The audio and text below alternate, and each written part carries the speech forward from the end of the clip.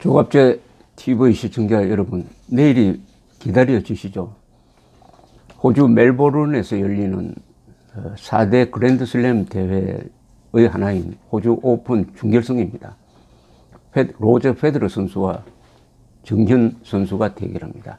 어제 페더러 선수가 준결승에서 가볍게 이긴 다음에 인터뷰를 하면서 정현 선수에 대해서 호평을 했습니다. 아주 젊을 때의 조코비치를 보는 것 같다. 이제는 젊은 선수들이 앞으로 나서야 할 때다. 이런 아주 근사한 이야기를 하면서 정현 선수와의 대결이 기대된다 라고 했습니다. 이 로저 페더러 선수에 대해서 좀 이야기를 해드리겠습니다. 저는 테니스를 하지 않습니다. 그러나 테니스 구경을 좋아하는데 지난 한 15, 16년 동안 페더러가 하는 게임은 거의 놓치지 않고 보려고 노력을 했습니다. 페더러의 게임을 보면 우선 기분이 좋아집니다. 좋은 연주를 듣는 것과 같은 생각이 듭니다. 아름답습니다. 김연아 선수의 피겨 스케이팅이 아름답듯이 로저 페더러의 테니스는 아름답습니다. 아름다운 것을 보면 사람 마음이 순화가 됩니다. 안정이 되는 거죠. 이 로저 페더러 선수를 제가 소개를 좀 해드리겠습니다. 이 테니스 좋아하시는 분들은 다 아시는 사실이지만은, 일단 로저 페더러 선수는 역대 최고의 선수라는데 거의 많은 전문가들이 동의합니다. 나달이나 조코비치가 들으면 좀 섭섭하겠지만 그들도 아마 같은 생각이라고 생각합니다. 물론 나달은 지금 페더러보다 5살, 조코비치는 6살 적으니까 두 사람 중 한 사람이 앞으로의 성적에 따라서 페더러를 능가하는 또 다른 역대 최고의 선수로 등극할 가능성이 있습니다. 거의 동시에 페더러, 나달, 조코비치, 머레이 같은 선수를 우리 테니스 코트에서 구경할 수 있다는 것은 이것은 행운입니다. 이들 덕분에 이 프로 테니스는 야구, 축구, 농구, 골프와 함께 세계적 관심을 끄는 스포츠 시장으로 성장했습니다. 그런 흐름 속에서 등장한 사람이 바로 정현 선수죠. 타이거 우즈 등장 이후에 골프에 대해서 세계적인 관심이 높아지고 상금도 아주 많아지고 한 거하고 비슷한 현상입니다. 이 페더러가 뛰는 시합을 보면 정현과의 대결에서도 그런 현상이 있을 것입니다만, 관중들이 일방적으로 그 사람을 응원을 합니다. 일방적으로 응원을 해요. 그것은 페더러의 경기력뿐만 아니라 페더러란 한 사람이 풍기는 분위기, 신사 같은 아주 겸손한, 그리고 유머 감각이 있는 그런 분위기 덕분일 것입니다. 제가 이런 비유를 한번 해보겠습니다. 페더러는 연주하듯 경기를 합니다. 나달은 격투하듯이 하고요. 영국의 머레이는 공부하듯이 진지하게 합니다. 조코비치는 기계적으로 합니다. 조코비치는 세르비아, 머레이는 영국, 나달은 스페인, 페더러는 스위스죠. 그 나라가 다 다릅니다. 이 로저 페더러의 실력은 종합적이고 또 균형 감각이 있습니다. 치명적 약점은 없어요. 최고의 장점도 많지는 않습니다만은 이 여러 기량을 모아놓고 종합적으로 점수를 매기면 최고입니다. 페더러보다 강한 서브를 넣는 선수도 있고, 예컨대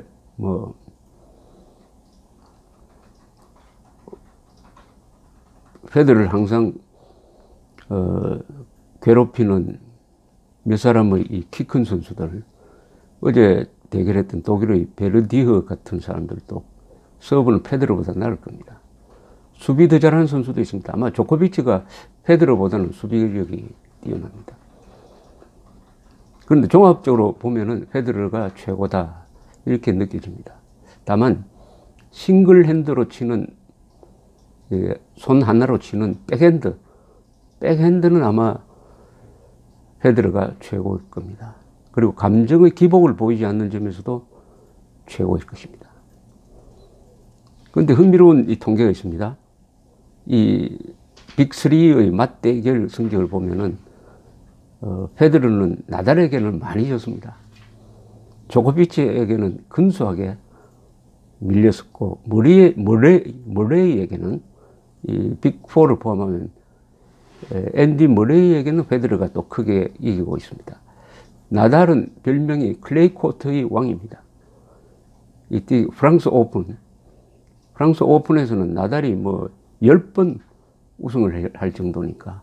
그러니까 4대 이 그랜드슬램, US 오픈, 호주 오픈, 그럼 프랑스 오픈, 윈블던에서 하나 정도는 나달이 일단 먹고 들어갑니다. 그런데 작년에는 이 재기한 페데러가 연속해서 4번이나 이 나달을 이겼습니다. 작년 호주 오픈 결승전에서 페데러가 나달을 상대로 5세트를 치러서 역전승을 했습니다. 5년 만에 처음으로 그랜드슬램 대회에서 우승한 겁니다. 이것은 스포츠 역사상, 세계 스포츠 역사상 가장 극적인 재기라고 볼 수가 있습니다. 그 나이에 더구나 지금 우리나라 나이는 38인데 그 나이에 역대 그랜드슬램 우승자 중 가장 나이 많은 선수라는 기록을 남겼습니다. 그 기록이 작년에 영국의 윈블던 대회로 이어져 가지고 윈블던 대회에서는 한 세트도 놓치지 않고 8번째 또 우승을 했습니다. 완전히 르네상스입니다. 페데러의 르네상스입니다. 어떤 선수를 평가할 때 가장 중요한 기준은 4대 그랜드슬램에서 몇 번 우승했냐인데 페데러는 우승 횟수가 19번, 나달은 16번, 조코비치는 13번입니다. 이 테니스는 체력의 한계를 시험하는 게임입니다. 체력의 한계. 이 대선수일수록 자주 다칩니다. 자주 다치는데 페데러도 등이 아파가지고 2016년을 거의 쉬다시피 하였고 조코비치는 작년에 그랬고 나달은 이번 호주 오픈에서 격전을 벌리다가 다쳐가지고 기권해버리고 말았습니다. 로저 페데러는 1981년 스위스의 독일어권에서 태어났습니다. 스위스는 독일어 하는 사람, 이탈리아어 하는 사람, 프랑스어 하는 사람으로 나눠져 있습니다. 1998년부터 프로로 뛰었고 2003년에 처음으로 윈블던에서 우승, 즉 그랜드슬램에서 우승했습니다. 그 이후 2010년까지 8년 동안 그랜드슬램 4개 대회 중 최소한 1개 이상의 우승을 8년 동안 이어갔습니다. 특히 2004년, 2006년, 2007년이 이 전성기인데 이때는 그 3년에 4개 그랜드슬램 중 프랑스 오픈은 나달이 차지하니까 나머지 3개를 다 우승을 했습니다. 이때는 정말 무적이었습니다. 무적. 그때의 페데러 경기하던 모습을 보면 지금보다 우선 빠르고 절대 질 것 같지 않는 느낌이 들었습니다. 압도적 우세를 이어갔습니다. 그때를 놓치신 분들은 좀 아쉽겠지만 다음 이 자료를 찾아서 유튜브를 검색하면 나올 겁니다. 이 페데러는 어머니가 네덜란드 및 어머니 가게가 말이죠. 네덜란드 계통 그리고 프랑스 유근호 계통이라고 합니다. 프랑스 유근호는 뭐냐면은 종교개혁 시절에 프랑스의 개신교도입니다. 이 사람들이 핍박을 받아가지고 스위스로 많이 옮겨왔습니다. 그중 한 사람이 유명한 사람이 있습니다.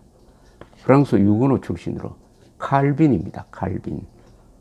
이 개신교 사상을 루트에 이어서 정립한 사람이죠. 이 칼빈도 프랑스의 유근호 신도였습니다. 어머니는 또 남아공에서 생활을 오래 했고 페데러도 거기서 어린 시절을 보낸 것 같아요. 그래서 지금 페데러는 스위스 남아공 이중 국적자입니다. 이 페데러가 나오는 게임을 보면은 이 관중석에 그 부인이 조용히 대충 막 걱정하는 얼굴로 앉아있는 그 후덕하게 보이는 부인이 있습니다. 이 부인은 스위스 테니스 선수였는데 결혼한 다음에 여자 쌍둥이를 낳았다가 최근엔 또 남자 쌍둥이를 낳아가지고 내 아이가 다 쌍둥이입니다. 페데러는 스위스 출신이니까 독일어, 프랑스어, 영어, 이탈리아어, 스페인어를 한답니다. 스위스는 다 아시다시피 국민 개명제입니다. 근데 페데러는 민방위 부서에 속하긴 하지만 근무를 면제받았습니다. 그 대신에 소득의 3%를 세금으로 낸다고 합니다. 로저 페데러는 재단을 만들어가지고 장애자 재난지역 돕기에 아주 열심입니다. 페데러는 그랜드슬램에 29번 결승전에 진출했습니다. 그랜드슬램 매년 네 차례 열리는. 근데 보통 아무리 위대한 테니스 선수라고 해도 말이죠. 평생에 한 번 나가기가 어려운 게 바로 이 그랜드슬램 결승전입니다. 그런데 이분은 29번 진출해가지고 19번 우승했습니다. 역대 승률을 보면은 1137게임에서 승리하고 250번 져서 승률 82%입니다. 그랜드슬램을 포함한 전체 대회에서 우승한 횟수는 95회. 네, 그랜드슬램 우승을 나눠보면 호주 오픈 5번, 프랑스 오픈 1번, 윈블던 8번, US 오픈 5번입니다. 2008년 북경올림픽 스위스 대표 선수로 복식에 출전해가지고 금메달을 땄습니다. 2008년 윈블던 결승전에서 나달과 격돌해가지고 5세트 접전 끝에 페데러가 집니다. 이걸 계기로 해가지고 이 주도권이 프로 테니스의 주도권이 나달과 조코비치로 넘어갔다가 작년부터 다시 페데러로 넘어온 느낌이 듭니다. 이 2008년의 나달 페데러 게임은 테니스 역사상 최고의 시합으로 꼽힙니다. 페데러는 작년에 재기한 다음에는, 화려하게 재기한 다음에는 이제는 승부에 집착하기보다는 게임 자체를 즐기겠다 이런 말도 합니다. 어떻게 보면은 이 페데러를 너무 오랫동안 보는 바람에 좀 실증난다는 느낌도 들긴 합니다. 그러니까 정상에 너무 오래 서 있는 것이 아니냐는 느낌도 들어요. 역대 상금 수입 랭킹으로도 페데러가 1등입니다. 지금까지 1억 1,200만 달러를 상금으로 받았습니다. 보통 메이저 그랜드슬램 대회는 수백만 달러죠. 아마 US 오픈도 200한 몇십만 달러 될 겁니다. 1등한테 주어지는.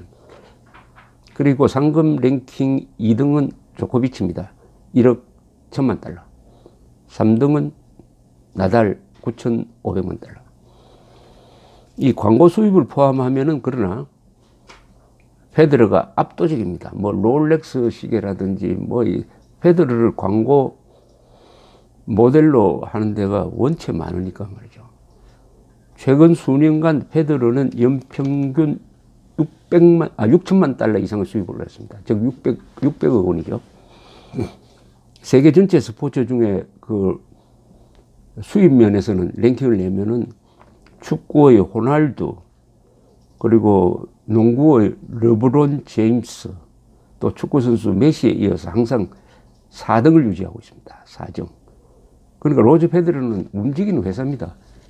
움직이는 대기업이라고 볼 수가 있습니다. 뭐 연간 매출액이 600억 되는 회사니까요. 중견기업입니다. 중견. 내일의 아마 페데러 정현 시합은 여러 면에서 아주 역사적인 시합이 될 가능성이 있습니다.